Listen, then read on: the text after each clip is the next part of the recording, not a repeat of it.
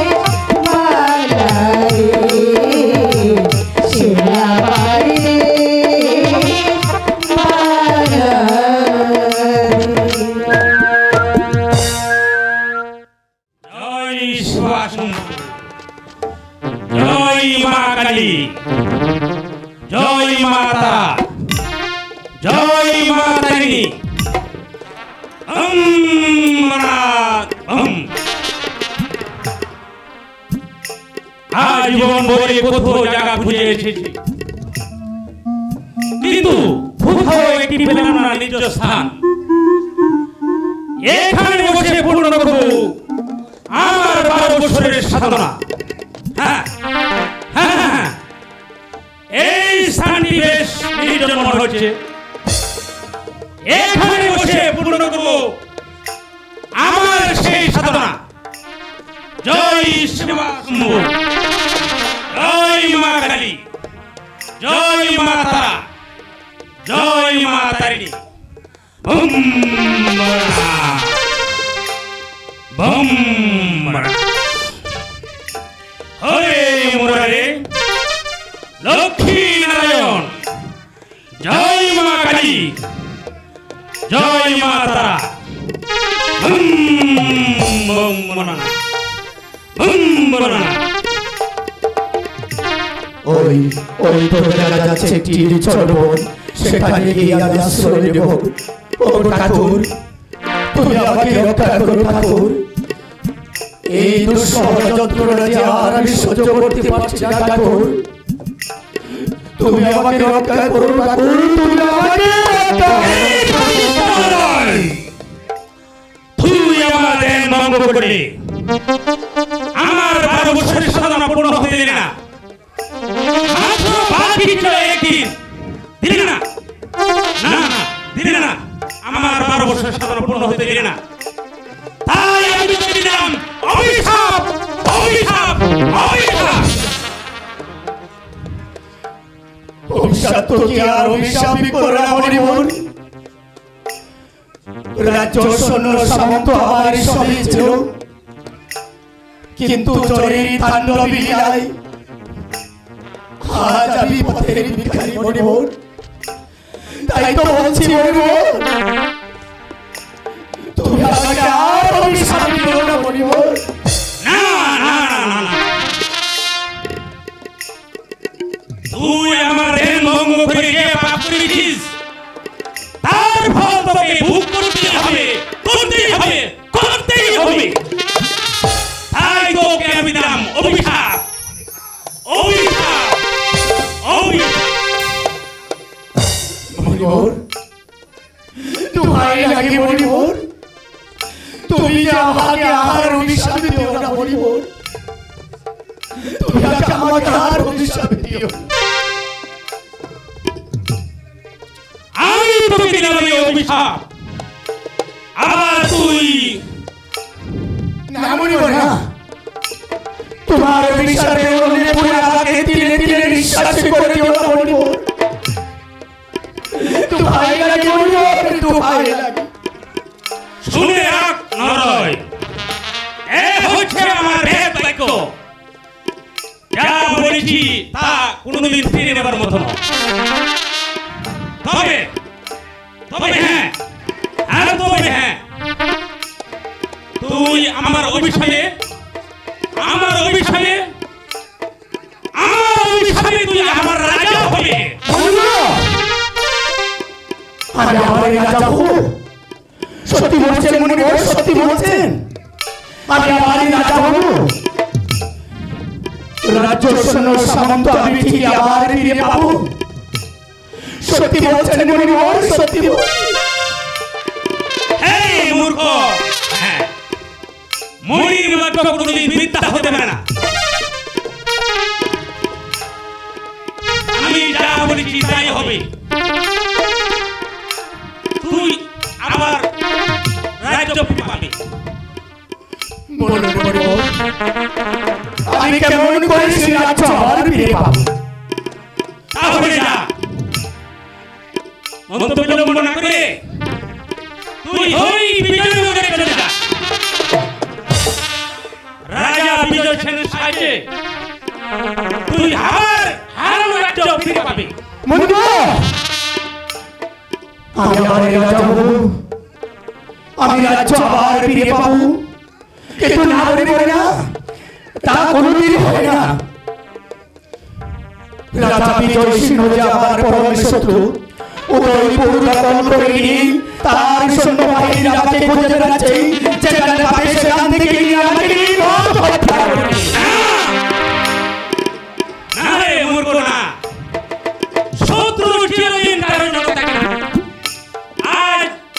শত্রু সে কিন্তু অনিষ্ট হয়ে পাশে দাঁড়াবে, তখন আবার অভিশাপে সে তো রাজ্যকে প্রতিষ্ঠিত করে দিবে। তবে একটি কথা, কি কথা আমার পালন করতে হবে আপনি আমাকে বলুন। শুন, তবে এই কথা তোর পরিচয় গোপন রেখে বিজয়নগর রাজ্যে প্রবেশ করতে হবে। রাজা বিজয় সিংহ যেন জানতে না পারে তুই উদয়পুরের রাজা পদাপাদিত্য। তারপর আমি সব ব্যবস্থা করে নেব। তাই যদি হয় মণিবর, তাই যদি হয় আপনার অভিশাপে কি আমি আশীর্বাদ দেই, আমি আমার মাথায় তুলে নিই। আমি এই মুহূর্তে চলে যাব বিজয়নগরের অভিমুখী। আপনি শুধু আমাকে আশীর্বাদ করবেন মণিবর, আপনি শুধু আমাকে আশীর্বাদ করবেন। বিদায় মণিবর, বিদায়।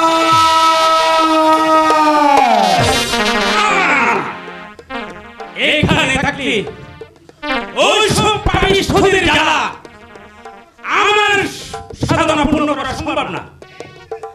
এই মুহূর্তে আমার স্থান ত্যাগ করতে হবে। একই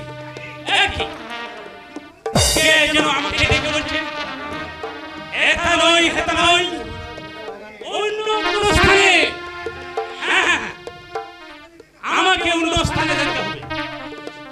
জয় জয় মা কালী, জয় মা তারা, জয় মা তারিণী। ওম নমঃ, ওম নমঃ।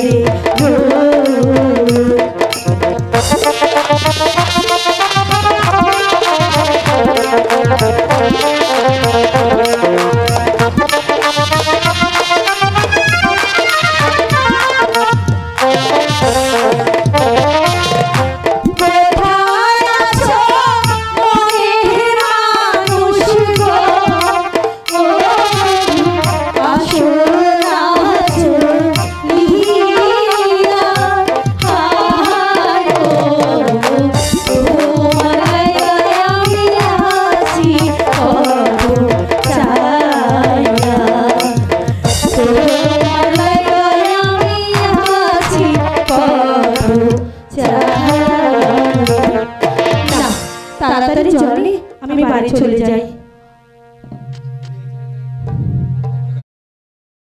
সেনাপতি প্রলয় সেন শিকারের সন্ধানে জঙ্গল ঘুরে এলাম। কিন্তু এখন পর্যন্ত একটি শিকারের সন্ধান খুঁজে পেলাম না। তাই তো একটু সামনে চলো, দেখি ভগবান আমাদেরকে একটি শিকার পেয়ে দেয় কিনা। চলুন মহারাজ। ওই ওই তো দেখা যাচ্ছে আমাদের গহীন জলাশয়ের মধ্যে একটা সুন্দর হরিণ জল পান করছে। সেনাপতি বলেছেন, চলো আজ আমি ইচ্ছা মতো আমার মনের আনন্দে তাকে আমি শিকার করব।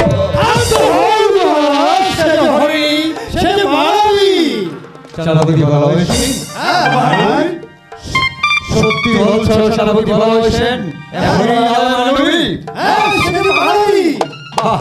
কি সুন্দর এই ফুটন্ত গোলাপ। আমার মনে হয় অন্ধকার আলোর মধ্যে এক জ্বালা রূপের কিরণ নেমে এসেছে। জানি না এই সুন্দরী রূপসী কেন আজ এই গহীন জীবনে প্রবেশ করেছে। সেনাপতি বলেছেন, আমি রাজা বিজয়ের বেঁচে থাকতে আমার রাজ্যে প্রজাগণ হারে থাকবে, বনে জঙ্গলে বসবাস করবে, তা কিছুতেই হতে পারে না। আমি তো অগ্রসর হয়ে দেখি সে কিভাবে বসে এসেছে। সেনাপতি বলেছেন, মহারাজ। আমি রাজা, আমি বিচারক, তাই তো এই সুন্দরী রূপসীকে এই গহীন বনে জঙ্গলে রেখে আমি চলে যেতে পারি না। তাই তো আমি কি করেছি, তাকে আমি নিয়ে যাবো আমার রাজপ্রাসাদে। কি বলছেন মহারাজ? এই আনন্দের বিষয়। আচ্ছা, তাহলে আমি তো অগ্রসর হয়ে দেখি সে কি চায়। হ্যাঁ, সেনাপতি বলেছেন, তুমি একটু সামনে অগ্রসর হয়ে এই সুন্দরী রূপসী নারীকে তুমি জিজ্ঞাসা করে দেখো, সে আমার প্রস্তাবে রাজি হবে, আমার পাশে আশ্রয় দেবে কিনা। আমি তাই করছি। আচ্ছা বলরানি, কি তোমার পরিচয় আর কিভাবে তুমি এই বনবাসে এসেছো? পরিচয় বলতে আমার কিছুই নেই, তবে জঙ্গলে থাকি আর ফলমূল খেয়ে বেঁচে আছি। মহারাজ, মেয়েটিকে দেখে মনে হচ্ছে হবে কোনো রাজকন্যা, ভাগ্যের নিম্ন পরিচয় আর সে বনবাসী। আমি তাই ভাবছি, এত সুন্দরী রমণী কেন আজ এই গহীন জীবনে বসবাস করবে। তাই তো তুমি তাকে বুঝিয়ে বুঝিয়ে বলো, দেখো সে যদি আমার প্রস্তাবে রাজি হয়, তাহলে তাকে আমি আমার রাজপ্রাসাদে নিয়ে গিয়ে তার সকল দুঃখ কষ্ট ভুলিয়ে দেব। মহারাজ, আমি চেষ্টা করে দেখি। আচ্ছা রমণী, পরিচয় দেওয়ার মতন যখন তোমার কিছুই নেই, আর আমাদের মহারাজ যখন অবিবাহিত, তোমার কোনো অবিত্র না থাকলে তোমাকে শাদী করে রাজরানীর ঘর সাজা দিয়ে ওই রাজপ্রাসাদে নিয়ে যেতে হয়। এতে তোমার সম্মান হবে। শাহী মহলে আমাকে নিয়ে যাবে নাকি আমার সঙ্গে আপনি ঠাট্টা করছেন সেনাপতি মশাই? ঠাট্টা নয় সুন্দরী, ঠাট্টা নয়। সেনাপতি প্রলয় সিং যা বলেছে তা সত্যি বলেছে।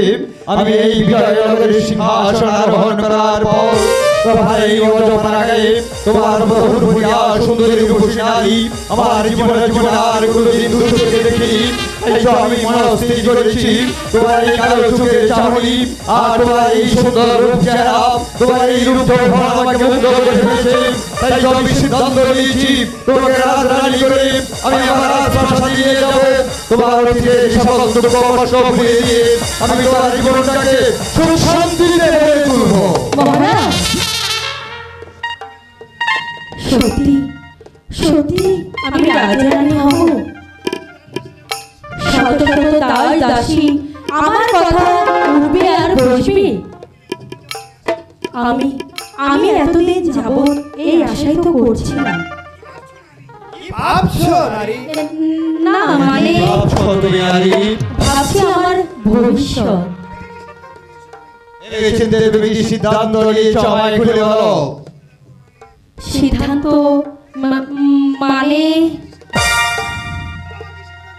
মানে কি সিদ্ধান্ত নিয়েছো তুমি?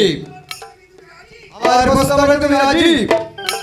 হ্যাঁ হ্যাঁ মহারাজ, আমি রাজি। শাবাশ শাবাশ। চমৎকার, খুব সুন্দর হয়েছে।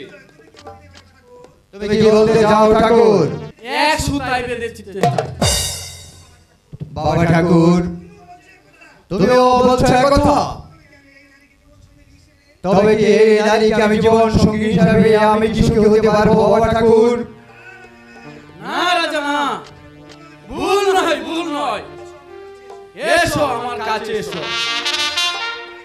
কোথায় যাবো বাবা ঠাকুর?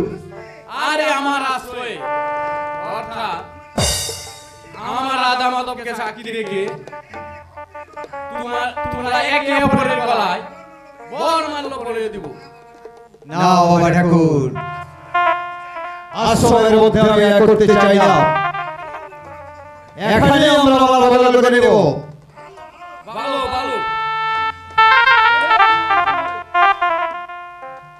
এসো।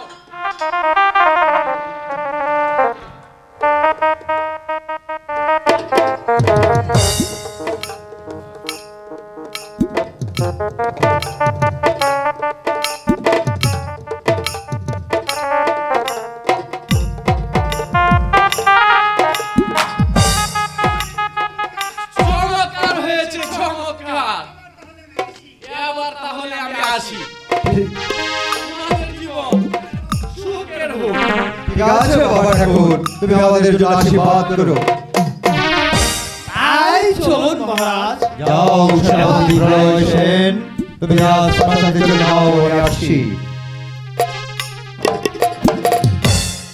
তোমাকে পেয়ে আমার সারাটি জীবনের সকল দুঃখ কষ্ট বারণ হয়ে গেল এবং তোমাকে পেয়ে আজ আমি ধন্য হয়ে গেলাম। আরও যে আপনাকে পেয়ে ধন্য হয়ে গেছে মহারাজ, তাই তো আপনাকে বলতে চাই, ও বন্ধু রে, প্রাণ বন্ধু রে, নিয়ে চলো তোমার বাড়ি, পিন্দিয়া গোলাপি শাড়ি, টিকলি মাথায় ঘুমটা দিয়া রে। ও বন্ধু রে, বন্ধু রে, ও বন্ধু রে, বন্ধু রে।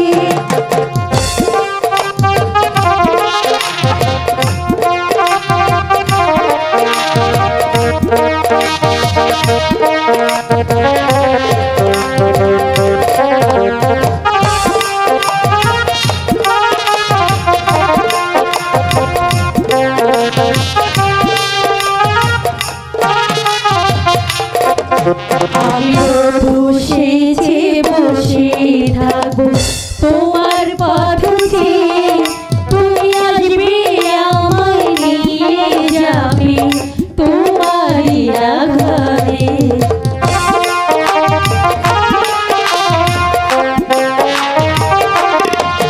আমি বসে বসে থাকবো তোমার পথে, তুমি আসবে আমায় নিয়ে যাবে তোমারই আঘাতে।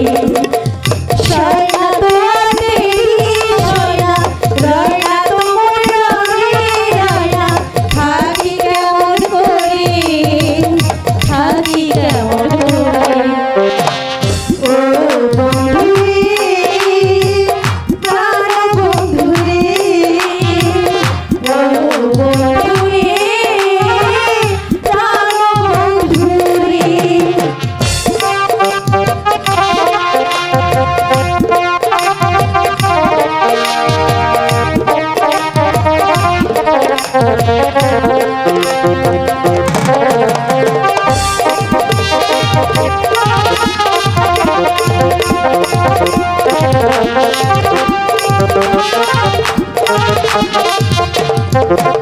আমি রোজ নিশীথে বাসর সাজাই তোমার লাগিয়া, তুমি আসবে আমার কাছে ডাকে, ও গো প্রাণের প্রিয়া।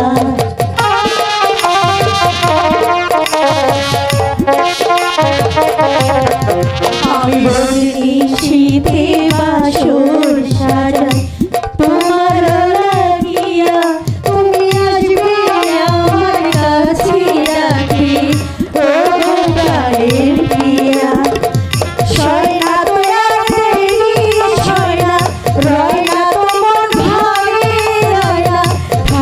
কেমন করে থাকি কেমন করে ও বন্ধুরে প্রাণ বন্ধুরে ও বন্ধুরে প্রাণ বন্ধুরে নিয়ে চলো তোমার বাড়ি পিন্দিয়া গোলাপি শাড়ি টিকে মাথায় ঘোমটা দিয়া রে ও বন্ধুরে প্রাণ বন্ধুরে ও বন্ধুরে প্রাণ বন্ধুরে।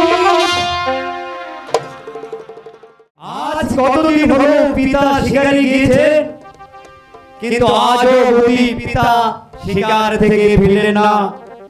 এদিকে প্রাসাদে একা একা মনটাকে আমার কিছুতেই ভালো লাগছে না।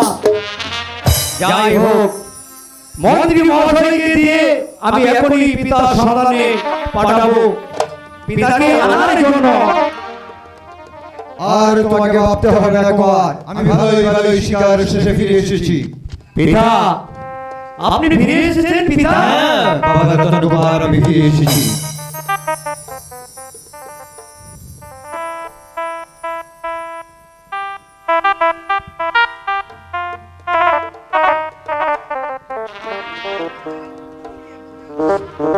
উনি কি পিতা?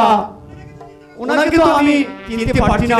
বাবা রতন কুমার, রাজধানীর বেশে আমার পাশে যে দাঁড়িয়ে আছে হলো তোমার মা। মা, আমার সেই হারিয়ে যাওয়া মা।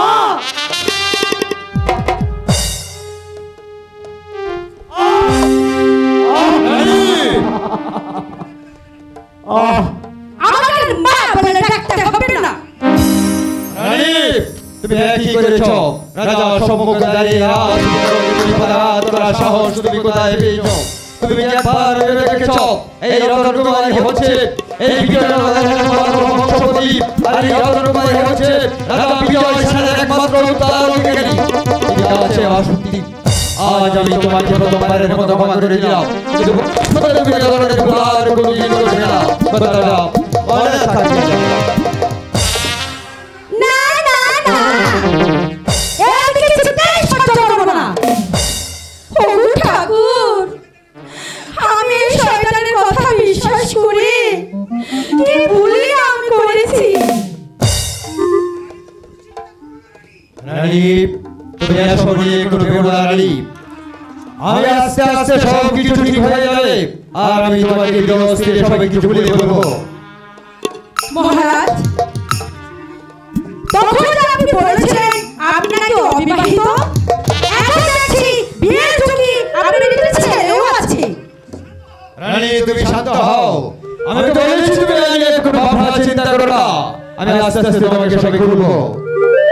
থাক, আর বলতে হবে না, যা বুঝার আমি বুঝে নিয়েছি। এবার যান মহারাজ, আমাকে একটু একা থাকতে দিন। তাই যাচ্ছি রানী। পিতা, পিতা গো, আমি আর এখানে থাকতে চাই পিতা। আমাকে নিয়ে চলুন পিতা, আমাকে আপনার সঙ্গে নিয়ে চলুন পিতা। ঠিক আছে, এসো বাবা রতন কুমার, তুমি আমার সঙ্গে চলে এসো। রানী, আমি চলে যাচ্ছি অন্তর্ভবনে। তুমি কিছুক্ষণ পর আবার আস্তে আস্তে ধীর স্থিরে আমার অন্তর্ভবনে চলে আসো। কি অপরাধ করেছি মাতা আপনার দরবারে।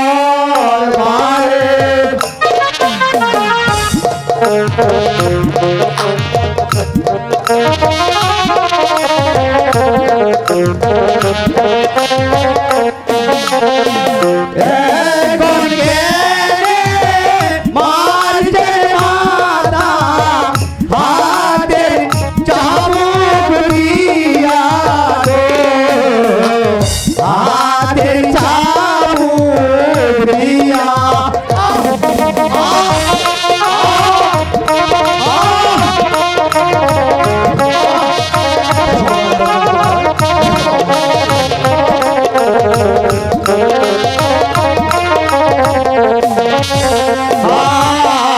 হাতে ধরি পায়ে পড়ি ক্ষমা করুন মোরে।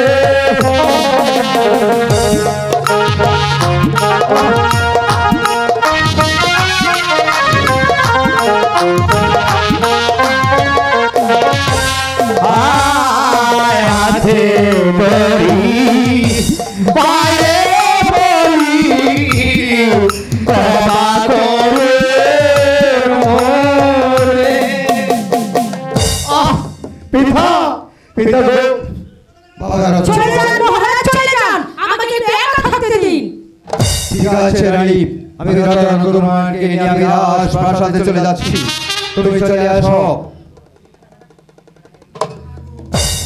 মা মাগো, আমি চলে যাচ্ছি মা। তুমি একটি কথা মনে রাখবে মা, আমি আপনাকে মা বলে চিনেছিলাম, আর আপনি আমাকে দূর দূর করে তাড়িয়ে দিলেন মা। আমি সবসময় বলবো আপনি আমার মা, আপনি আমার মা, আপনি আমার মা। শয়তান, বেঈমানি, বেঈমানি, বেঈমানি। ওই বেঈমানের কবলে পড়ে আমি কি ভুলটা করেছি? তবে হ্যাঁ, আমি মহারানী বাসন্তী কি ভেবেছেন বদলা নিতে হবে, তাই এই বাসন্তীর ভালো করে জানা আছে। তাই নিজের হাতে আমার পথ পরিষ্কার করে নেব। কিসের পথ পরিষ্কার করে নিতে হবে মহারানী? ভাগ্যের মানে?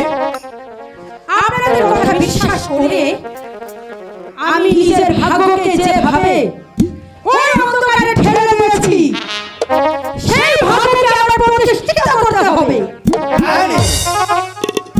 আপনার কথাগুলো যে আমি ঠিক বুঝিয়ে উঠতে পারলাম না, একটু বুঝিয়ে বললে ভালো হতো না? আমি জানি এত সহজে আপনি বুঝতেও পারবেন না। তবে হ্যাঁ,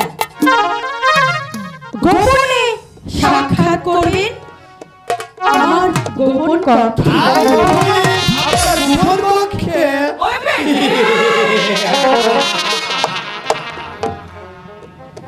তবে কি মহারানী রতন কুমারকে দেখতে পেয়ে এত উত্তেজিত হয়ে উঠেছে,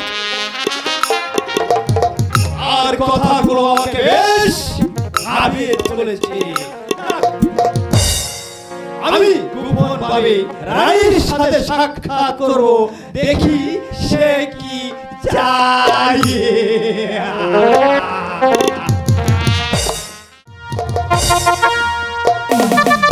মন্ত্রী মহাশয়, বলুন মহারাজ। আপনি কি বলতে পারেন আমার রাজ্যের প্রজা সাধারণ কিভাবে দিনে বাদ করছে? হ্যাঁ মহারাজ, আমি আপনার রাজ্যের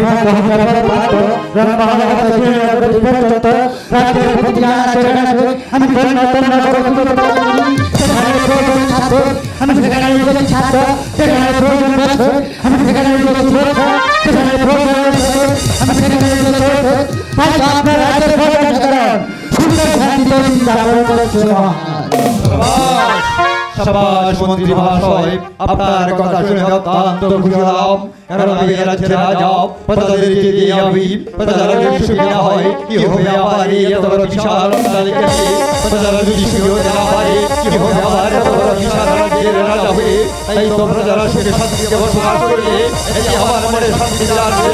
মন্ত্রী মহাশয়, আপনার কথা শুনে আমি অত্যন্ত খুশি হলাম। মহারাজ, একটা কথা আমি বলতে ভুলে গেছি মহারাজ। কি কথা মন্ত্রী মহাশয়, আমায় খুলে বলুন। মহারাজ, কোনো সংবাদ এখনো পাইনি মহারাজ। বলেন মন্ত্রী মহাশয়, আমি রাজ্যে দূত পাঠিয়েছিলাম, এখনো পর্যন্ত কি খবর নিয়ে আসছে সে খবরটা আপনি আমাকে দিতে পারলেন না। আমি আশ্চর্য হয়ে গেলাম, আপনি যাই বলেন আমি বুঝতে পারছি না। হবে মহারাজ, তাই হবে। অথবা থেকে ফিরে আসো, আমি সব ব্যবস্থা করে দিচ্ছি। আমি ফিরে এসেছি মহারাজ, আমি ফিরে এসেছি। বলো দূত, তোমার কি সংবাদ? মহারাজ, ও মহারাজ, সঙ্গীত বাদকে অপমান করেছে।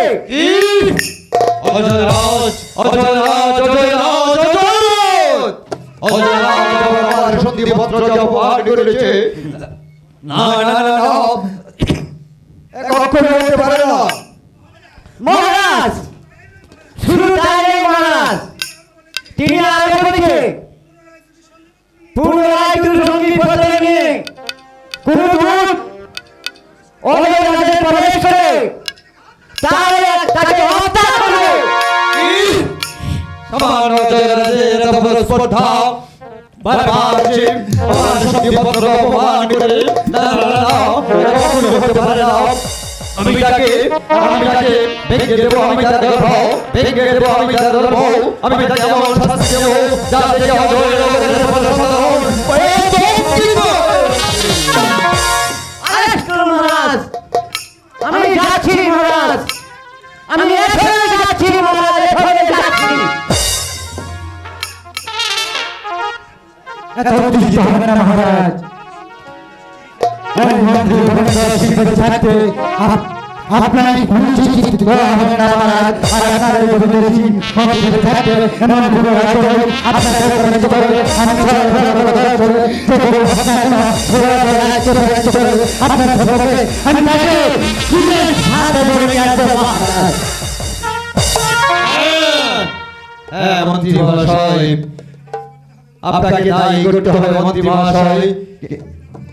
এই শয়তান অজয়রাজ বারবার আমার সন্ধিপত্রকে অপমান করে আমার শরীরে আগুন ধরে দিয়েছে, সবার প্রতি হিংসার আগুনটাকে আরো জ্বালিয়ে তুলেছে। মন্ত্রী ভাই, যতক্ষণ পর্যন্ত এই অজয়রাজকে আমি শাস্তি দিয়ে না পাবো, ততক্ষণ পর্যন্ত আমার মনে কোনো শান্তি নেই, আমার মনে কোনো শান্তি নেই। আমি আপনাকে বলছি মহারাজ, শাস্তি করতে হয় তা আমার ভালো করে জানা আছে। শুধু আপনি আমাকে একটু আগে চলুন, আমি কাজে যাবো।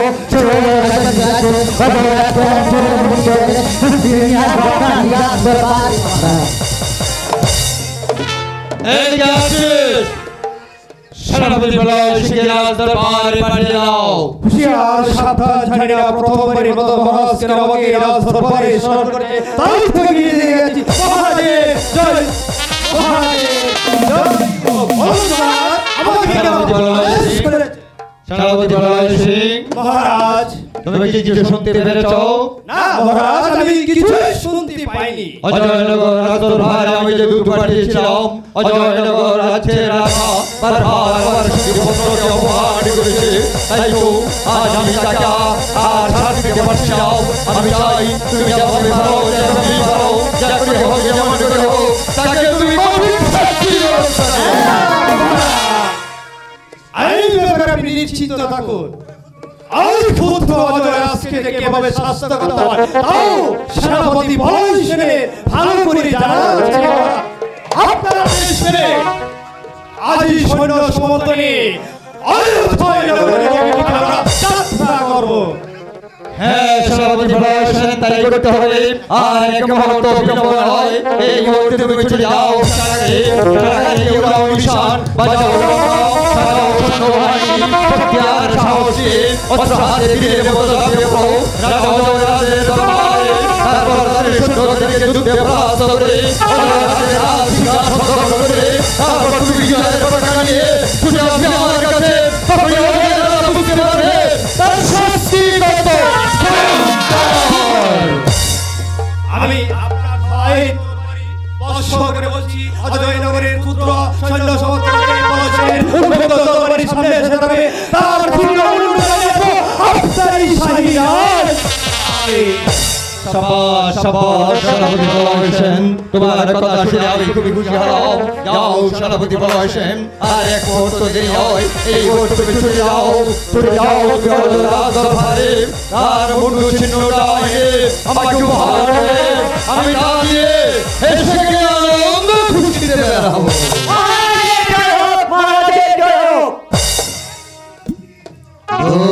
তুমি ভালো আবার কি সম্বাদ দিয়ে এসেছো? আমার কাছে বলো তুমি কেন আবার আমার দরবারে এসেছো?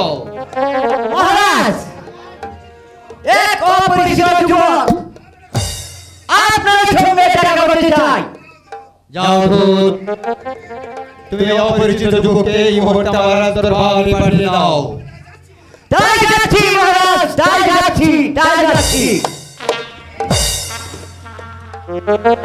কে সেই যুবক? কি তার নাম পরিচয়? সে কি চায় আমার কাছে? আমি তো তার কোনো কিছুই বুঝতে উঠতে পারছি না। আমি ভাবছি মহারাজ, কি দর্শনে সেই যুবককে আপনার সঙ্গে সাক্ষাৎ করতে চাই, তাই তো আমি ভাবছি মহারাজ, তাই তো আমি ভাবছি। আমার প্রণাম গ্রহণ করুন মহারাজ, প্রণাম গ্রহণ করুন। কে কে তুমি আগন্তক? কি নাম তোমার, কোথায় থাকো, কি তোমার পরিচয় আমাকে খুলে বলো। মহারাজ, মহারাজ আমি এক পথের ভিখারি মহারাজ, আমার নাম বিক্রমাদিত্য মহারাজ। কি উদ্দেশ্য নিয়ে তুমি আমার এই দরবারে এসেছো আমাকে খুলে বলো। কি চাও তুমি আমার কাছে? উদ্দেশ্য আমার তেমন কিছু নেই মহারাজ। মহারাজ, তুমি অনুরোধ জন্যে আজ আপনার কাছে ছুটে এসেছি মহারাজ। যুবক, তোমার মতো মন সুস্থ শান্ত অধিকারীকে কেউ বিনা কাজে খেতে দিবে না। যুবক, তুমি কি পারবে? কিছু কাজ করতে পারবে?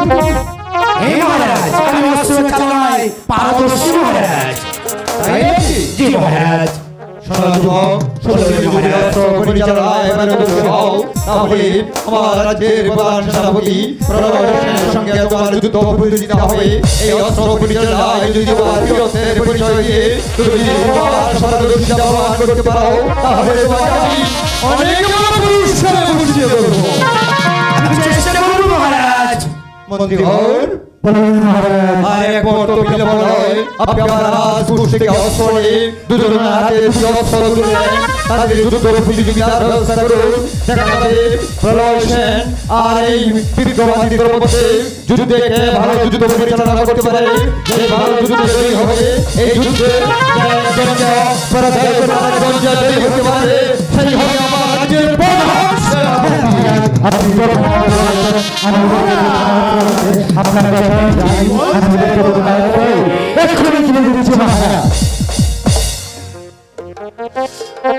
মহারাজ, আপনি শুধু আমাকে আশীর্বাদ করবেন মহারাজ। আমি শুধু আপনার কথাগুলো রাখতে পারি মহারাজ। মন্ত্রী মহাশয়, অস্ত্রখানা হাতে তুলে দাও। হ্যাঁ মহারাজ, আমি অস্ত্রখানা হাতে তুলে দিচ্ছি। যাও যুবক, সেনাপতি প্রলয় সেন, এই যুবকের সাথে হবে তোমার অস্ত্র প্রতিযোগিতা। আমি দেখতে চাই আজ তোমাদের বীরত্বের পরিচয়। আমি দেখতে চাই তোমাদের মধ্যে কে যুদ্ধ পরিচালনায় পারদর্শী। তাই তো আর বিলম্ব নয়, এই মুহূর্তে আমার সম্পর্কে তোমরা দুজনে যুদ্ধের কাজ শুরু করে দাও। আমি এই যুবককে পরাজিত করে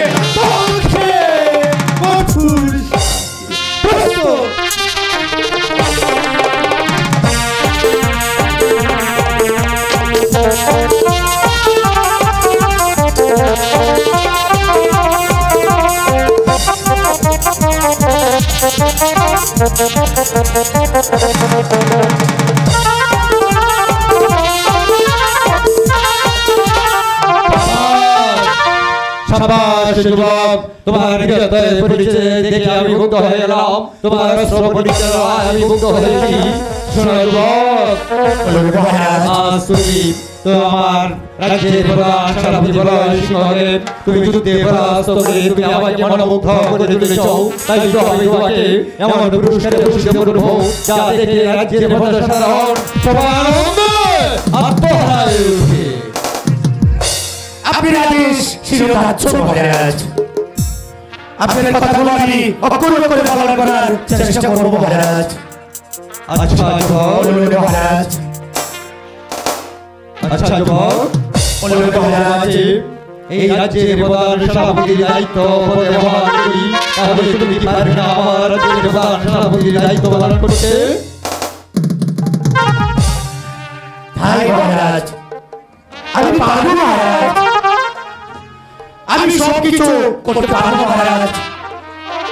ঠিক আছে যুবক, তাহলে আমি আসি তোমার এই অস্ত্র পরিচালনায় পারদর্শিতা থেকে মুক্ত হয়ে তোমাকে এই মুহূর্তে আমি ছাড়াও রাজ্যের প্রধান সেনাপতি পদের দায়িত্ব তোমাকে প্রদান করলাম।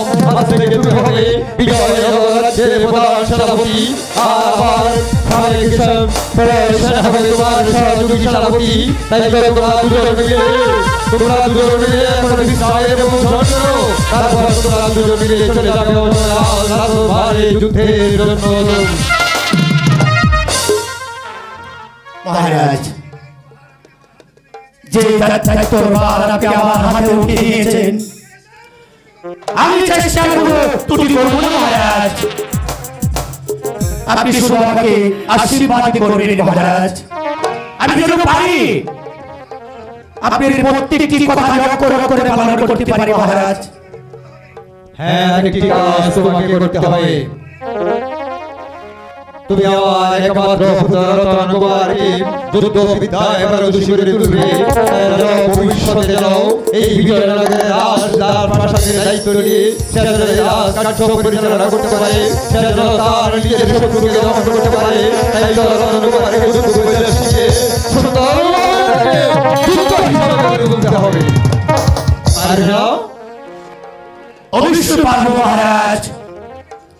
রতন কুমারকে যুদ্ধ বিদ্যায় আমি পারদর্শী করে তুলবো মহারাজ।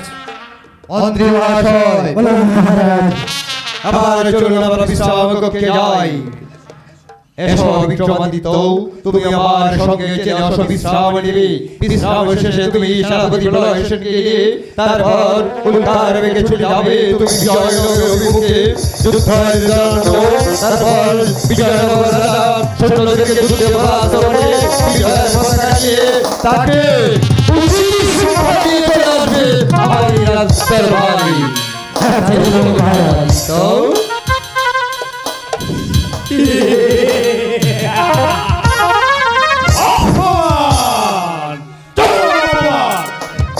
রাজা বিজয় সিংহ, তোমার কথা সেনাপতি বলেছে, কোনো প্রিয় ভুলে যাবে না।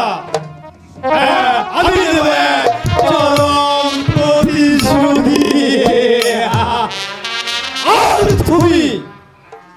আর যদি দিতে না পারি তবে বৃথায় যাবে না। পাইছেন না?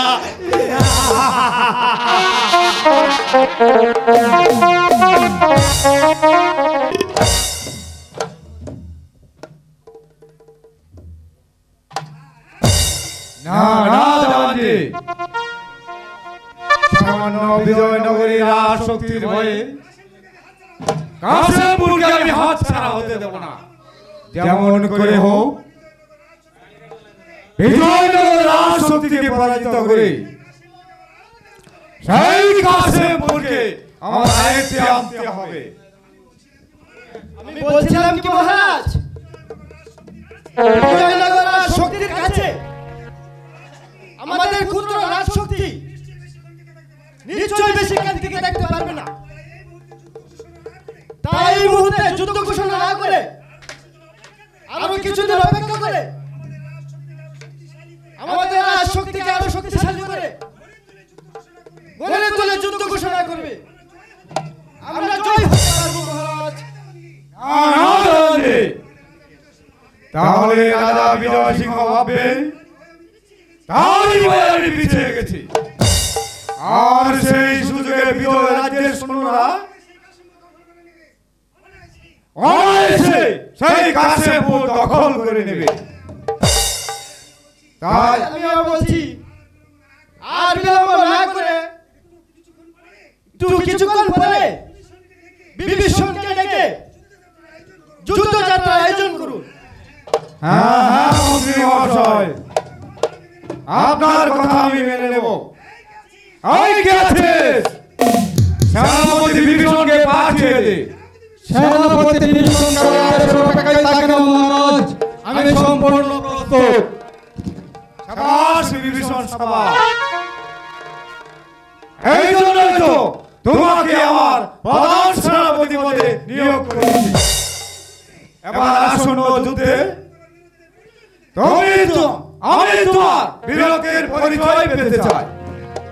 মহারাজ, আজ আমি অজয়নগর রাজদরবারে দাঁড়িয়ে এই দরবারে স্পর্শ করে বলছি যে বেঈমানের দল অজয়ের শক্তিকে দুর্বল ভেবে কাশীর পৌরলোকে ছুটে আসছে, সেই শয়তানদের একটি একটি করে ধরে যদি জনগণে পাঠাতে না পারি, তবে আপনার দেওয়া পরমাণু আমি চিরবিদায় দেব মহারাজ, চিরবিদায় দেব। আমি জানি জানি সেনাপতি বিভীষণ অস্ত্র পরিচালনায় যেমন পারদর্শী, রণকৌশলে যেমন দক্ষ, সে মরে তবু পরাজয় স্বীকার করবে না। অবশ্যই ঠিকই বলেছেন মহারাজ। তো কিন্তু আমি তার গর্জনকে বিশ্বাস করতে পারছি না মহারাজ। এর কারণ কি মন্ত্রী মহাশয়? মহারাজ, কারণ আর কি বলবো, তার নামের সাথে তার কাজের কোনো পরিচয় নেই। আপনার ভুল ধারণা জানি, আবার নিশ্চয় তার কাজের পরিচয় পাবেন। চলুন জানি, আমরা এখন দাঁড়িয়ে থাকলে চলবে না। সেনাপতি বিভীষণের কাজে সাহায্য করতে হবে। চলুন আমার সঙ্গে। তাই চলুন মহারাজ, তাই চলুন। যুদ্ধ যুদ্ধ যুদ্ধ, এই যুদ্ধ নিয়ে রাজপ্রাসাদটা একেবারে মেতে উঠেছে। আচ্ছা তুই বল ময়না, যুদ্ধের মাঝে কি মনে শান্তি পাওয়া যায়? তা অবশ্য পাওয়া যায় না সই। যুদ্ধ নিয়ে যে রাজা বাদশাদের জীবন বেঁচে থাকে, তাই তো তোমার পিতাও যুদ্ধ নিয়ে মেতে উঠেছে। ময়না, আমার কিন্তু এসব যুদ্ধ টুদ্ধ মনে ভালো লাগে না, কারণ পৃথিবীতে যখন এসেছি তখন আনন্দ উৎসব নিয়ে আমার জীবনটা কাটিয়ে দিতে চাই। এসব ভাঙবার কোনো প্রয়োজনই নেই। বুঝেছি সই, বুঝেছি। যুদ্ধের নাম শুনে তুই একেবারে হাঁপিয়ে উঠেছিস, তাই তোকে একটু সান্ত্বনা দিতে হবে। সান্ত্বনা? তুই কি পারবি ময়না আমার হাঁপিয়ে ওঠা মনটাকে আনন্দে ভরিয়ে দিতে? আরে এখন ফাগুন মাস না, পারবো না কি হয়েছে, আমি সবই বুঝতে পেরেছি। তাই শোনো তাহলে, বলো। আইলো দারুণ ফাগুন রে, লাগলো মনে আগুন রে, একা একা ভালো লাগে ও, একা একা ভালো লাগে। আইলো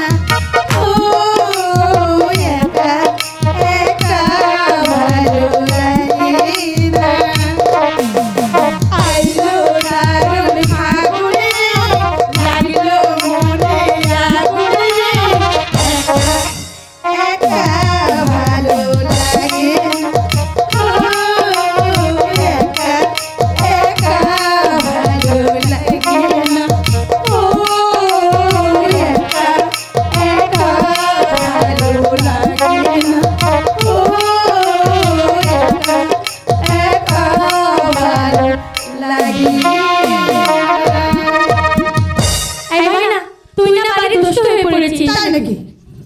শুধু শুধু আমাকে জ্বালিয়ে মারছিস। যা দূর হয়ে এখান থেকে। যাচ্ছি তো যাচ্ছি। তবে আজ তাকে তুমি দূরে সরিয়ে দিচ্ছ। দুদিন মানে কিন্তু তারই প্রয়োজন তোমার কাছে পড়বে। কথাটা মনে রাখো। এই আমি চললাম কিন্তু। যাও। ইস, কি আর মনে মানুষই, তাকে আমার ডেকে আনতে হবে। নিশ্চয় না। কে বললো আমাকে ডেকে আনতে হবে? প্রয়োজনে আমি নিজেই ছুটে আসবো তোমার কাছে চম্পা। কে আবার তোমাকে ডেকে পাঠালো? কেউ পাঠায়নি চম্পা, আমি নিজে এসেছি তোমার কাছে। কেন? আমার কাছে কি প্রয়োজন তোমার? তোমার কাছে আমার অনেক প্রয়োজন চম্পা, তবে আজ বলার সময় নেই। যাও না, কে তোমাকে বেঁধে রেখেছে? একই চম্পা, বিদায় গেলাম তোমার সাথে দু চারটি কথা বলে বিদায় নিতে, আর তুমি কিনা আমার প্রতি উত্তেজিত হয়েছো। আমার কাছে বিদায় নেওয়ার তোমার কোনো প্রয়োজন নেই। চলে যাও বলছি, নইলে আমার বিদায়টাকে জানাতে বাধ্য হবো। বেশ চম্পা, বিদায় লগ্নে তোমার সাথে তর্ক করে আমার মঙ্গল ডেকে আনতে চাই না, তবে যুদ্ধ হতে ফিরে এসে তোমার কথার উপযুক্ত জবাব দেবই দেব। ইস, বলেই হলো। না না, এবার আমি যাই। আমার পিতা হয়তো আমার জন্য চিন্তা করছে।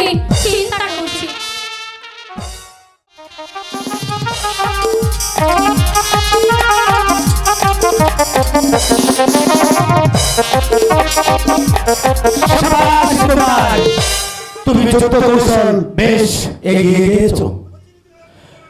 অচিরে তুমি যুদ্ধ অস্ত্র চালানো তুমি পারদর্শী হবে কুমার।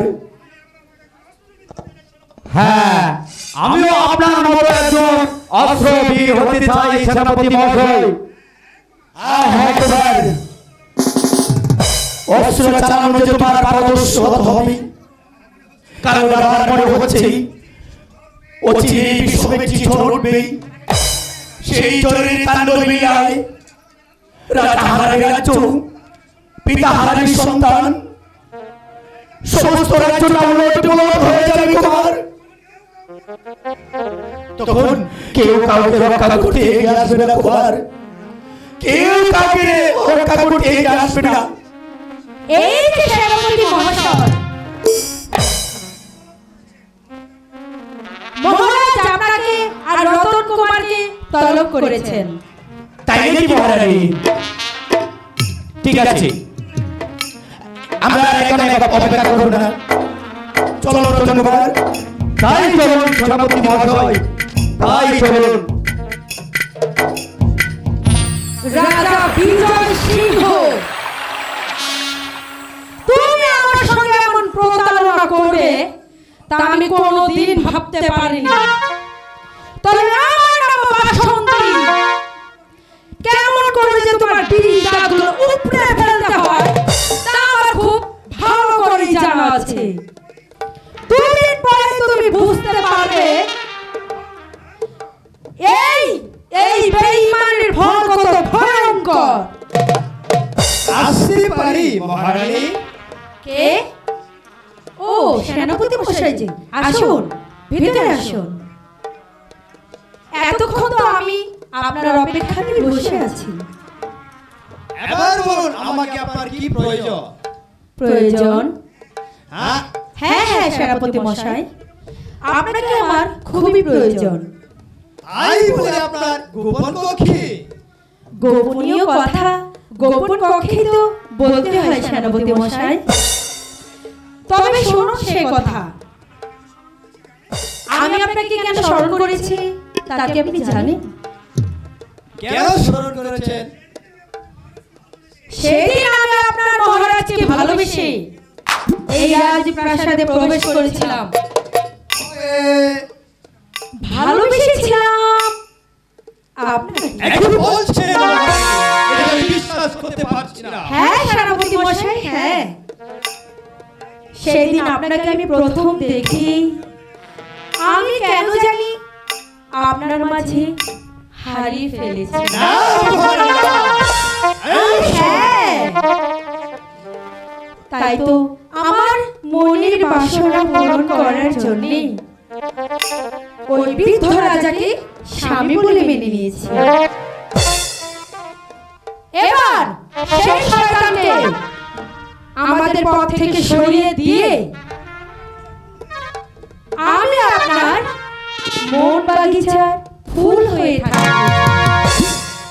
বলুন বলুন সেনাপতি মশাই, আমি যা চেয়েছি তা কি পাবো? না না, আর কিছুতেই সম্ভব না। আমি হয়েছি মহারাজের বেতনভুক্ত কর্মচারী। এই কথা যদি মহারাজ জানতে পারে তাহলে আপনার আমার দুজনেরই গর্থান চলে যাবে। না সেনাপতি মশাই, না, মহারাজ আমাদেরকে হত্যা করতে পারবে না। আমরাই তাকে হত্যা করে আমাদের চলার পথ পরিষ্কার করে ফেলব। এখন বলছেন মহারানী? আমি ঠিকই বলছি। যে উদ্দেশ্যে আমি এই রাজপ্রাসাদে প্রবেশ করেছি সেই উদ্দেশ্যকে আমার বাস্তবায়িত করতেই হবে সেনাপতি মশাই।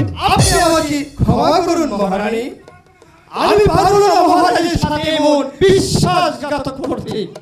আপনি ভুল করছেন সেনাপতি মশাই, আপনি ভুল করছেন।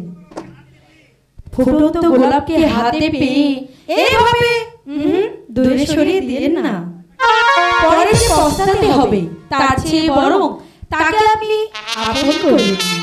মহারানী মহারানী নয়, মহারানী নয়, বলুন বাসন্তী।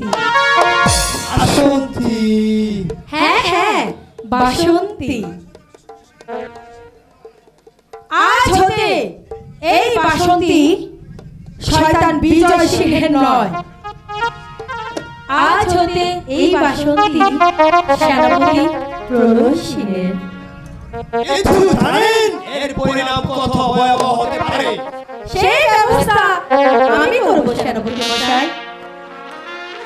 আপনি যদি আমাকে ভালোবাসেন তাহলে আপনি হবেন এই রাজ্যের রাজা আর আমি হব আপনার রানী।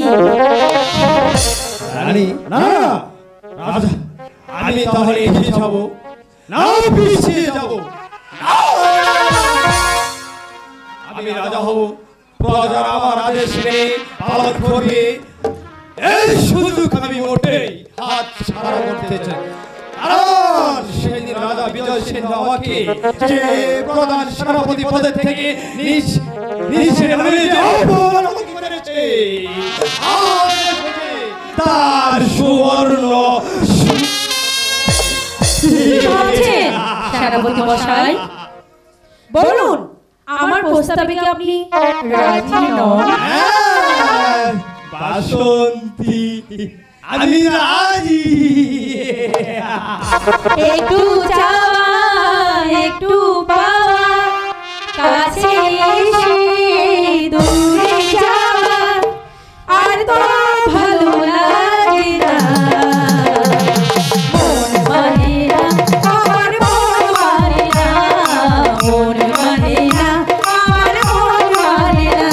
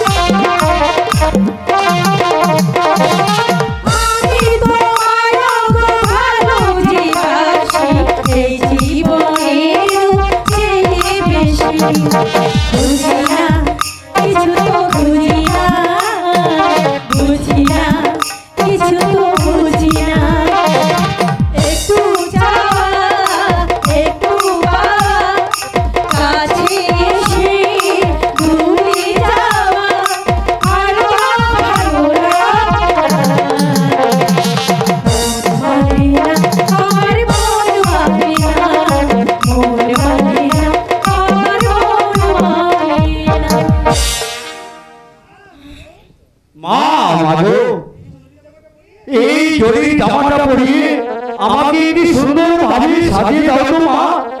ও মা, মাগো দাও না সাজিয়ে।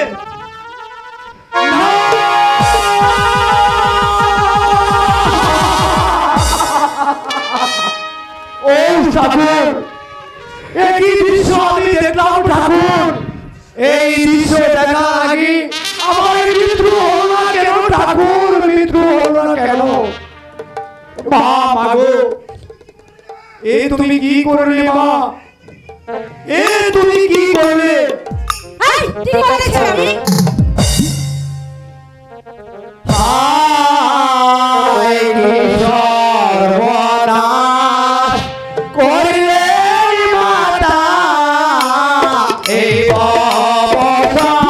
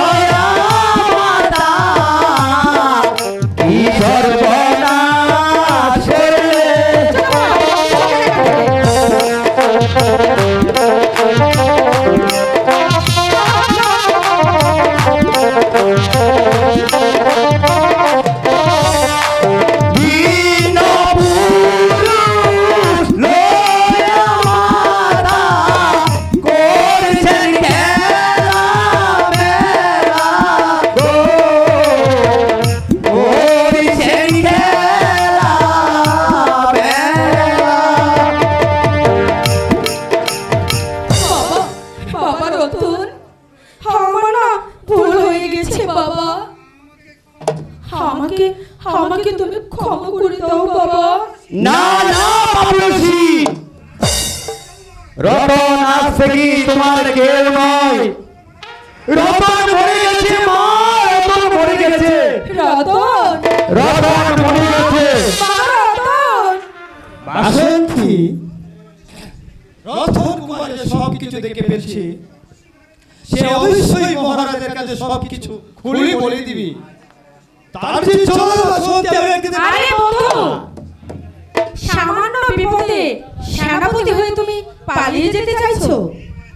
তুমি নির্ভয় থাকো, যা কিছু করতে হয় আমি করব। ঠিক আছে বাসন্তী, আমি তাহলে যাই। আমি তাহলে যাও বন্ধু, আমি তাহলে যাই।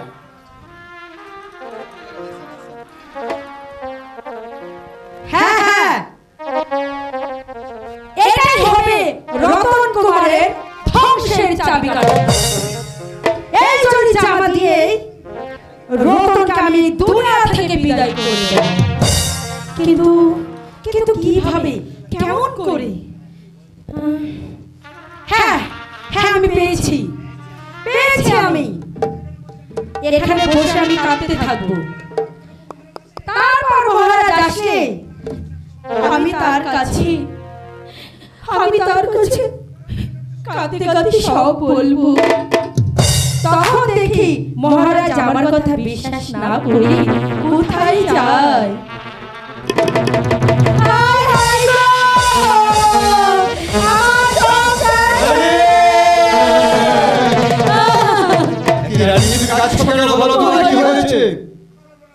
সর্বনাশ হয়ে গেছে মহারাজ, সর্বনাশ হয়ে গেছে। সর্বনাশ হয়েছে, তুমি আওয়াজ খুলো। আয় গো, সব কিছু শেষ হয়ে গেল। না, আপনি আমাকে স্পর্শ করবেন না কেন রানী? আমি অসুস্থ হয়ে গেছি। এই যুবক কোথায়? কে তোমার সে অসম্মানী করেছে? কে তোমার ক্ষতি করেছে? আমার রাজ্যের গুরু প্রজা অথবা গুরু রাষ্ট্রপ্রজাতি যদি তোমার গুরু ক্ষতি করে থাকে, তোমারকে কলঙ্কিত করে থাকে, তাহলে তাদেরকে আমি এমন শাস্তি দেব যা দেখে তারা ভয়ে আতঙ্কিত হয়ে উঠবে। মুখে বলতে পারছি না মহারাজ, আপনি তাকে শাস্তিও দিতে পারবেন না। তাকে শাস্তি দিতে গেলে যে আপনার বুক কেঁপে উঠবে। সে যে আপনার হতে আপনজন। আপনজন, তুমি আমাকে কার সুদা নাম ঠিকানাটা বলো। কে তোমাকে অপমান করেছে? কে তোমাকে কলঙ্কিত করেছে? আমায় খুলে বলো। সাথে যদি আমার আপনজন হয়, তাকে আমি কঠিন শাস্তি দেব। মহারাজ, আমি কেমন করে বলবো মহারাজ? রানী বলো, আমি তোমাকে অপমান করছি, তুমি নির্ভয়ে খুলে বলো। তাহলে শুনুন মহারাজ, হে যে আপনার অতি আদরের পুত্র।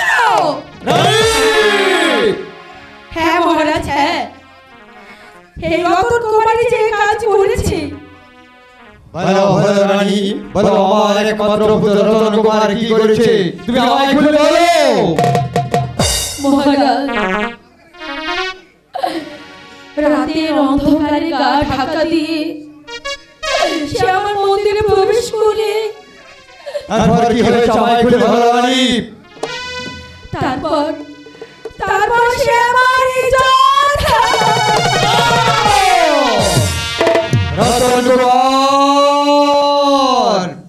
রতন কুমার, তুমি আমার পুত্র হয়ে তুমি তোমার মায়ের কাছে যদি প্রেম ভিক্ষে চাইতে পারো, তাহলে তোমাকে আমি ক্ষমা করব না। রানী, যদি ও আমার পুত্র হয়, তাহলে তাকে আমি ক্ষমা করব না। ওই আছিস রতন কুমারকে আমার রাজদরবারে পাঠিয়ে দে। মহারাজ, রতন কুমার এমন কি অপরাধ করেছে তার শাস্তি পেতে হবে মহারাজ। জানতে চাও বিক্রমাদিত্য, বলো মহারাজ কি অপরাধ করেছে তুমি জানতে চাও? বলো মহারাজ, তোমার তার মায়ের কাছে, তার মায়ের মন্দিরে ঢুকে, তারপর তার মায়ের কাছে সে প্রেম ভিক্ষা।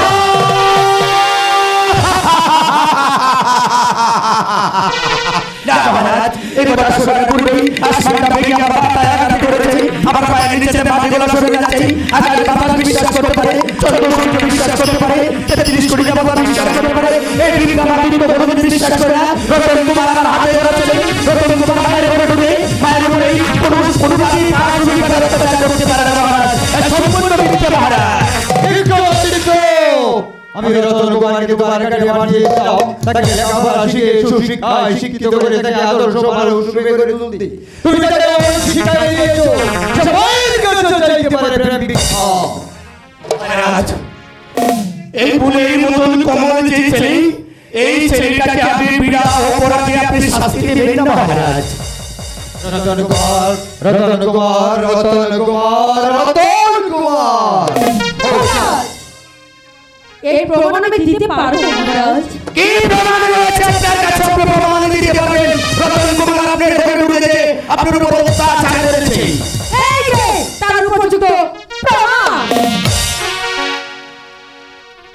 সেনাপতি বিক্রমাদিত্য, তারপর তুমি বলতে চাও আমার একমাত্র পুত্র রতন কুমার নির্দোষ? সেনাপতি প্রণব, সেনাপতি বিক্রমাদিত্য, বলো তুমি কি শিক্ষা দিয়েছ? মহারাজ, এই চুরি জামার ভিতরে কোন রহস্য লুকিয়ে আছে মহারাজ। আপনি তার উদ্ঘাটন করে দেখুন মহারাজ, তার উদ্ঘাটন করে দেখুন। না না না না, কখনো হতে পারে না। সেনাপতি বিক্রমাদিত্য, বলুন মহারাজ, তুমি কি একবার ভেবে দেখছো যে পুত্র আর বংশের মুখে কলঙ্কের দাগ লাগিয়ে আমার মাথাটাকে নিচু করে দিতে পারে? পুত্র আমার বুকে চুলকানি যেমন করতে পারে, বলে আমি তাকে ক্ষমা করবো না। বলো বিক্রমাদিত্য, বলো তাকে আমি কি শাস্তি দেব? বিচার চাই মহারাজ, আমি বিচার চাই মহারাজ। রতন কুমার এই কাজ কখনোই করতে পারে না মহারাজ। আপনি তো কঠোর হবেন না মহারাজ। আমি এখনো বলছি বিচার চাই মহারাজ। বিচার করব, আমি বিচার করব, আমি রাজা, আমি বিচারক, আমি বিচার করব। আমার পুত্র রতন কুমার যখন তখন অপরাধ করতে পেরেছে, তখন পুত্র বলে আমি তাকে ক্ষমা করব না। এই আছিস রতন কুমারকে রতন করে পাঠিয়ে দে।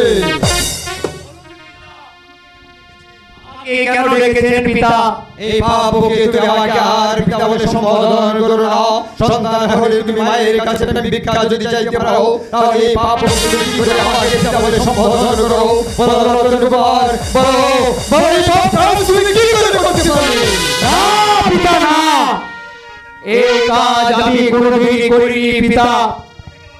ছোট থেকে লালন পালন করে এতটুকু বড় করে তুলেছেন পিতা। আমি যাকে মা বলে ডেকেছি তার কাছে আমি প্রেম ভিক্ষা চাইতে পারিনি পিতা। আপনি আমাকে বিশ্বাস করুন পিতা, আপনি আমাকে বিশ্বাস করুন। না না না রতন কুমার, এখনো সময় আছে, তুমি ভেবে চিন্তে কথা বলো। তোমার কোনো কথা আজ আমি শুনতে চাই না, আমি শুধু একবার তোমার মুখ থেকে শুনতে চাই। আমার রানী বাসন্তী যে কথা বলেছে, একথা কি সত্য না মিথ্যে? আমি তোমার মুখ থেকে শুনতে চাই। মহারাজ, মহারাজ, একটি মা তার ভগবানের তাকে ডেকে বলল মহারাজ, চাঁদে কলঙ্ক আছে মহারাজ। তোমাদের গায়ে ছোট কলঙ্ক থাকে মহারাজ, তাকে ক্ষমা করে দিন মহারাজ, ক্ষমা করে দিন। সেনাপতি বিক্রমাদিত্য, ক্ষমতার এই সেনাপতি বিক্রমাদিত্য, তুমি একবার ভেবে দেখছো আর গায়ে ছিল সেই জরির জামা, আর সেই জরির জামা কি করে আমার অন্তরে চলে গেল? তুমি একবার আমাকে বুঝিয়ে বলো কি করে এই জরির জামা বাসন্তীর আসর করে চলে গেল? মা পাগো, আমি তোমার দুটি পায়ে ধরে বলছি মা, মিথ্যে অপবাদ দিয়ে আমাকে দোষারোপ করবে না মা, আমাকে দোষারোপ করবে না।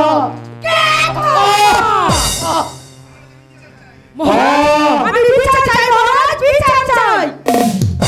আমি বিচার করব। রতন কুমার, এখনো সময় আছে, তুমি সত্য কথা বলো।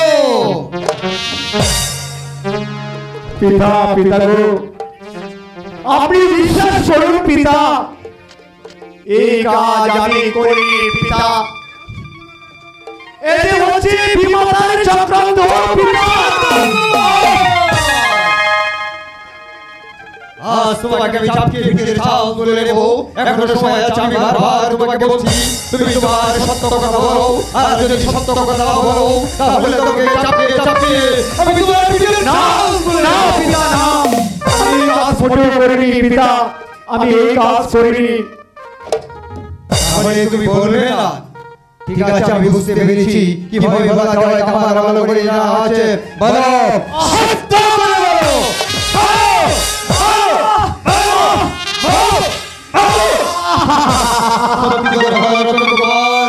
এই জঘন্য কাজ তুমি কি করে করতে পারলে?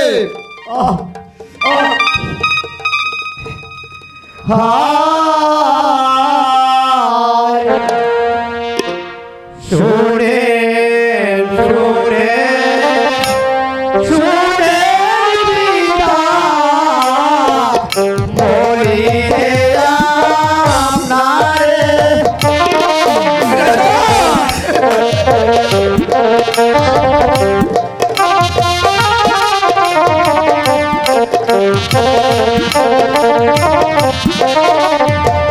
কি অপরাধ করছি পিতা, মোরে দে না মারে গো, মোরে দে না মারে।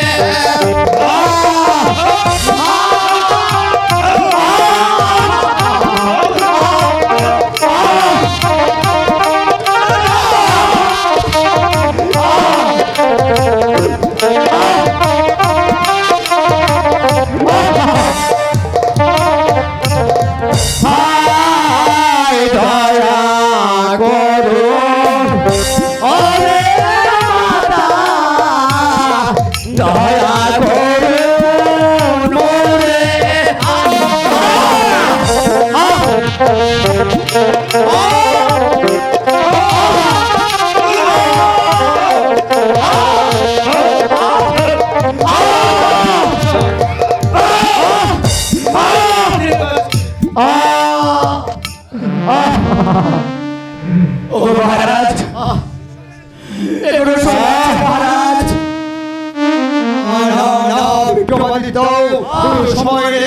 যে পুত্র আমার বংশের মাথায় কলঙ্কের বর্ষণ দিয়ে তার মায়ের কাছে প্রেম ভিক্ষা চাইতে পারে পুত্র বলে আমি তাকে ক্ষমা করে ভাবলাম তাকে আমি শাস্তি দেব তাকে আমি শাস্তি দেব তাকে আমি শাস্তি দেব দিলাম মৃত্যু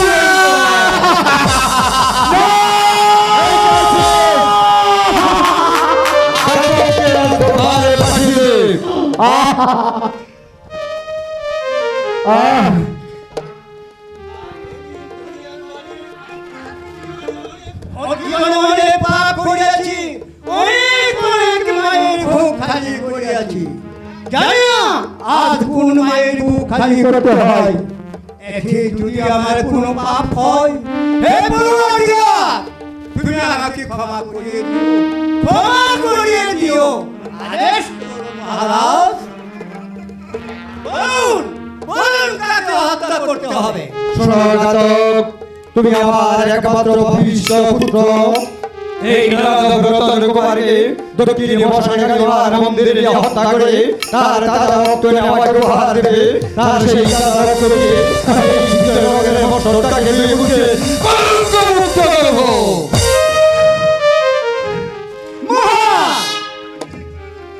আমি কি একটু জানতে পারি রতন কুমার এমন কি অপরাধ করেছে তুমি হয়েছ চুরজাত ঘাতক সামান্য চুরজাত ঘাতক হয়ে তুমি আমার কাছে কই বলছো এই সাহস তুমি কোথায় পেয়েছো না এই কথা আমি কখনো বিশ্বাস করি না আমি তোমাকে হত্যা করতে তুমি হয়েছ আমার সামান্য বেতনভুক্ত কর্মচারী আমার রাজবাহী দাস আমি যখন তোমাকে আদেশ করবো তোমার কাজ তুমি জানো তুমি যদি আমার আদেশ পালন না করো তাহলে তোমার এই চাকরি চলে যাবে চাকরি চলে গেলে তোমার সবাই না খেয়ে মৃত্যুবরণ করবে তাই তোমাকে বসে এখন সময় আছে তুমি ভেবে চিনতে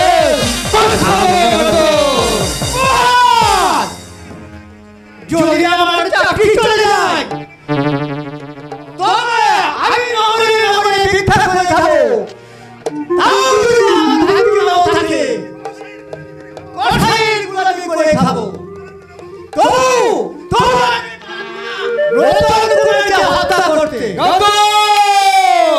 তোমার তো সাহস কম হয়ে গেল এখনো সময় আছে ঘাতক আমি বারবার বলছি তুমি রতন কুমারকে দাও আর যদি তুমি আমার আদেশ অমান্য করো তাহলে আমি তোমাকে করে দেব মহারাজ এই কাজ আপনি করবেন না মহারাজ এই কাজ আপনি করবেন না মহারাজ আমার জন্য তোর প্রাণ চলে যাবে ঘাতক তাকে বলো তুই আমাকে হত্যা করে ফেলে ঘাতক হ্যাঁ আমি পারবো তোমাকে হত্যা করতে শোনো ঘাতক তুমি আমাকে এখান থেকে নিয়ে চলো ঘাতক আমার দেহাই সহ্য হচ্ছে না ঘাতক আমার দেহাই সহ্য হচ্ছে না যাও ঘাতক এই কলঙ্কিত মুখ আমি আর দেখতে চাই না আমার সম্পদ থেকে তুমি নিয়ে যাও ঘাতক আমি তার মুখ আর দেখতে চাই না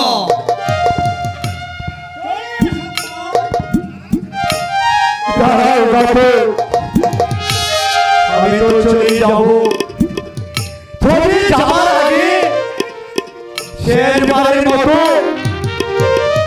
আমি আমার পিতার পদধূলি নিতে চাই ঘাতক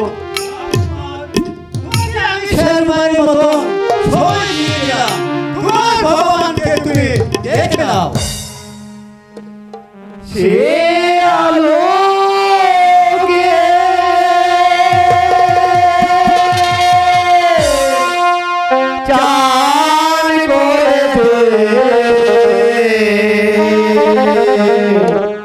যেতে হবে আজ জলে ঘরে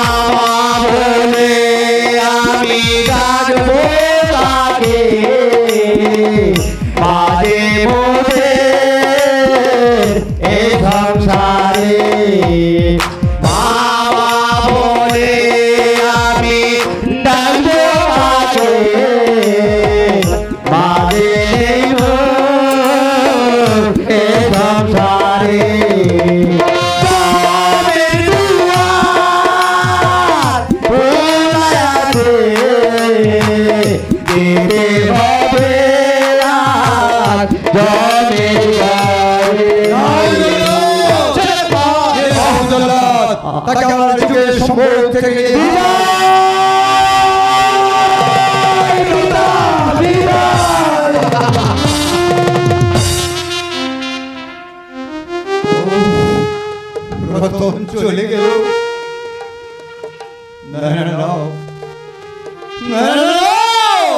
তাহলে আমি বিচারে ভুল করেছি ঠাকুর সত্যি যদি আমি কোনো ভুল করে থাকি তাহলে তুমি আমাকে ঠাকুর তুমি আমাকে ক্ষমা করে দিও। মহারাজ আমি বুঝতে পেরেছি নিজ সন্তানকে শাস্তি দিতে গিয়ে আপনি একেবারে ভেঙে পড়েছেন। চলুন বিশ্রাম নেবেন। চলুন তাই চলো রানী, তাই চলো। না আমি বিশ্বাস করি না, এ হতে পারে না। আমি বিশ্বাস করি না। ভগবান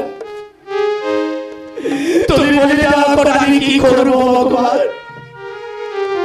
কেমন করে আমি রতন কুমারকে রক্ষা করবো? হ্যাঁ হ্যাঁ হ্যাঁ আমি যাবো সেই রঙিন বনে। সেখানে গিয়ে আমার জীবনের বিনিময় হলো আমি চেষ্টা করবো জল্লাদের হাত থেকে রতন কুমারকে রক্ষা করতে। এই পৃথিবীর মুখে আমার স্ত্রী পুত্র কেউ নেই ভগবান, আমার একটা সন্তান নেই ভগবান।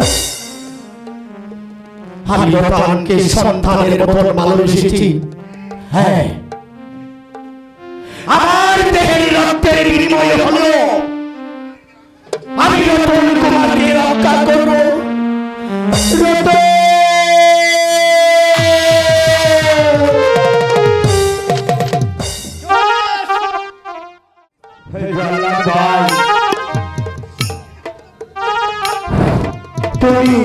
তুমি আমাকে সত্যি হত্যা করবে জল্লাদ ভাই?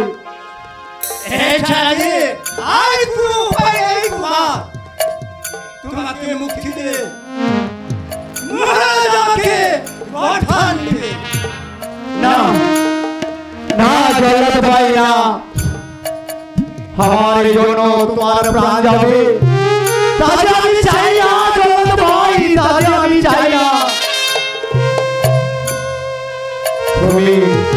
তুমি একটু অপেক্ষা করো জল্লাদ ভাই, আমি মৃত্যুর পূর্বে শেষবারের মতো আমি ঈশ্বরকে একটু স্মরণ করে নেই জল্লাদ ভাই, ঈশ্বরকে একটু স্মরণ করে নেই।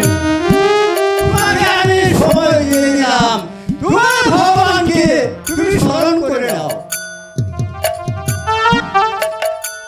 হরি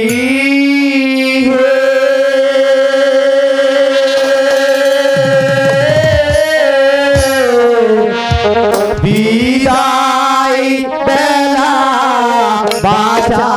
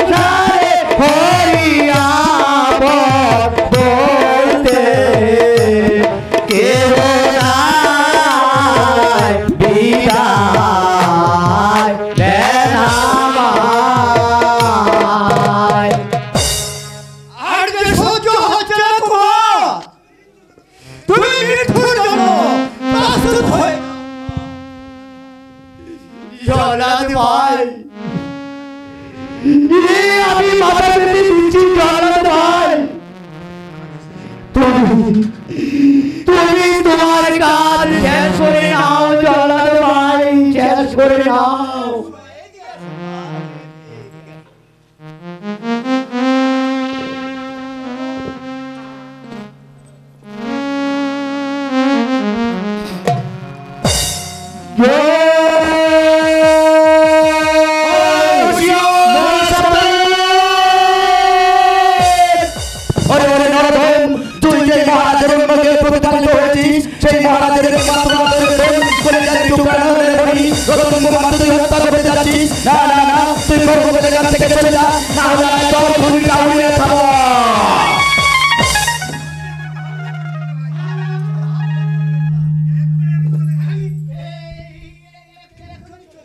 চলে যা, চলে যা গাতো ভাই, আজ তুই রতন কুমারের যে উপকার করেছিস আমরা কোনোদিন ভুলবো না।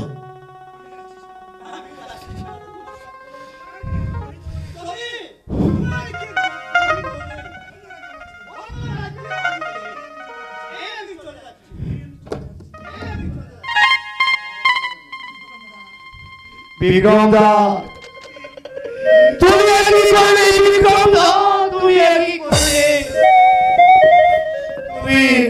তুমি আমাকে বাঁচালে বিক্রম দা, তুমি আমাকে বাঁচালে। পিতা পিতা রাজ মাতা যদি কোনদিন জানতে পারে বিক্রম দা,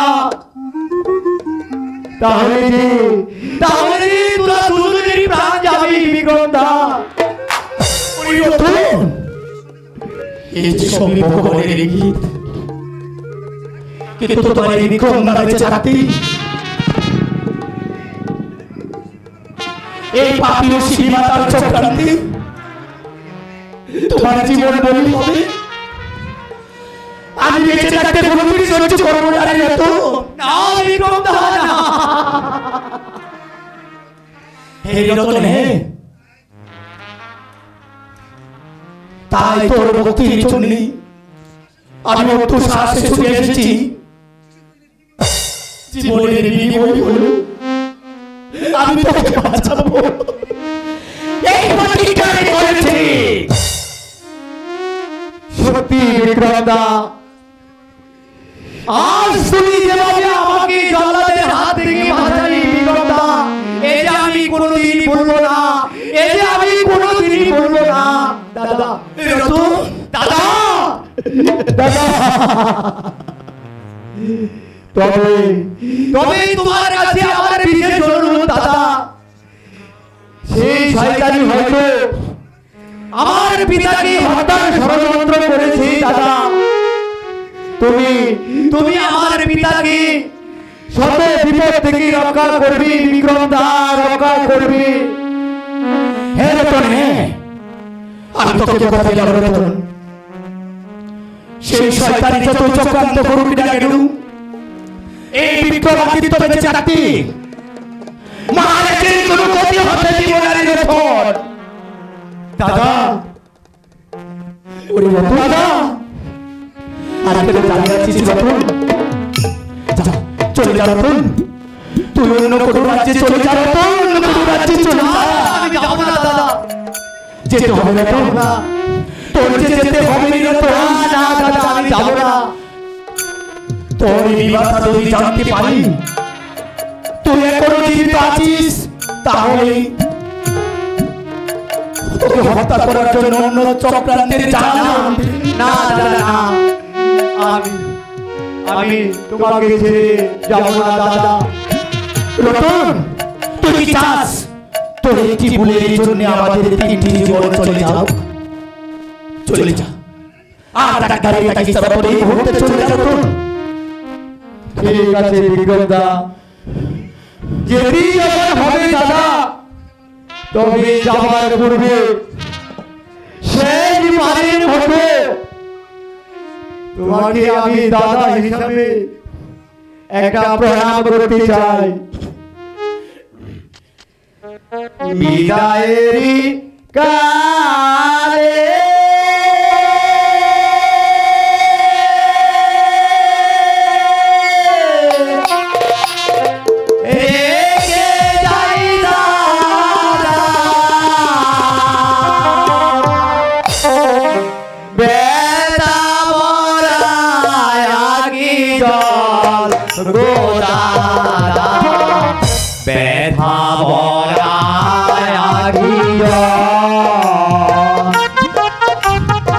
চলে যা রতন, চলে যা।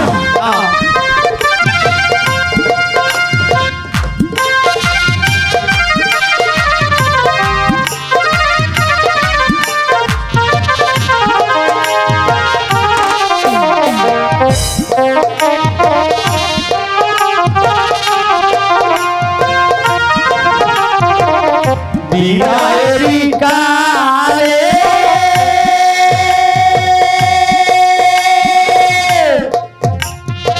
রেখে যাই দাদা, ব্যথা ভরা আগি জল গো দাদা, ব্যথা ভরা আগি জল।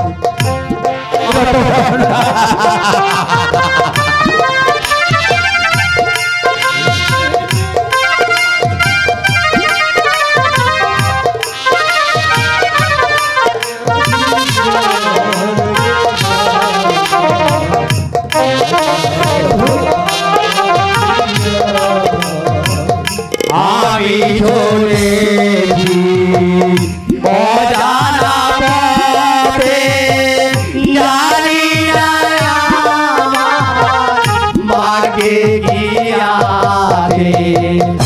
আমি চলেছি অজানা পথে, জানি না আমার ভাগ্যে কি আছে।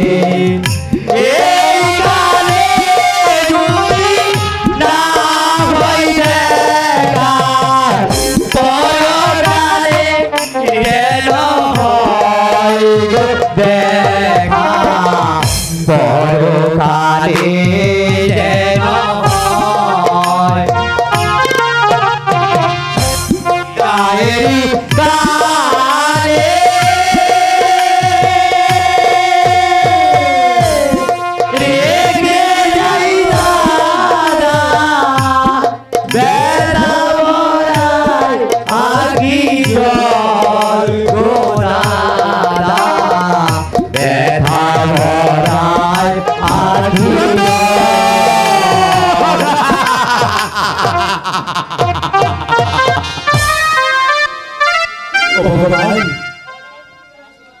ও ভগবান, অকনিষ্ঠ বিধাতা, তুমি আমাকে, তুমি বলে দাও আমি এখন কি করবো, এখন আমি কি করবো? এই রাজ্যে আজ চক্রান্তের ঝড় উঠেছে, সেই ঝড়কে বাঁধবে কে মরবে কে জানে? ওগো ঠাকুর, ওই রাজাকে, রাজার রাক্ষসী হাতে রাজাকে তুমি রক্ষা করো ঠাকুর, রক্ষা করো, রক্ষা করো ঠাকুর, রক্ষা করো।